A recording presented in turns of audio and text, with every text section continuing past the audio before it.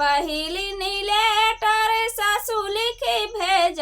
नौकरिया ऐसी चीज बेटा घर जिनी आयो नौकरिया ऐसी चीज बेटा घर जिनी आयो महल मोरी सुन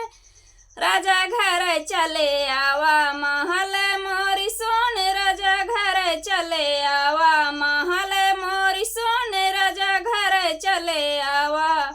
दूसरी लेटर जेठान लिखे भेजे दूसरी लेटर जेठान लिखे भेजे नौकरिया ऐसे चीज देवरा घर जिनी आयो नौकरिया ऐसे चीज देवरा घर जिनी आयो नौकरिया ऐसे चीज देवरा घर जिनी आयो महल मोरी सुन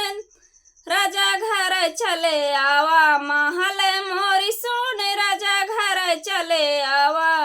तीसरी लेटर ननंद लिखे भेजे तीसरी लेटर ननंद लिखे भेजे नौकरिया ऐसे चीज भैया घर जिनी आवा नौकरिया ऐसे चीज भैया घर जिनी आवा महल मोरी सुन राजा घर चले आवा नौकरिया ऐसे चौथा लेटर खुद मैं भेजी चौथा लेटर खुद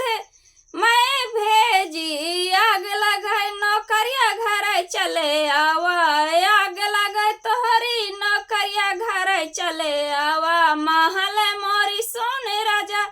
घर चले आवा महल मोरी सुन राजा घर चले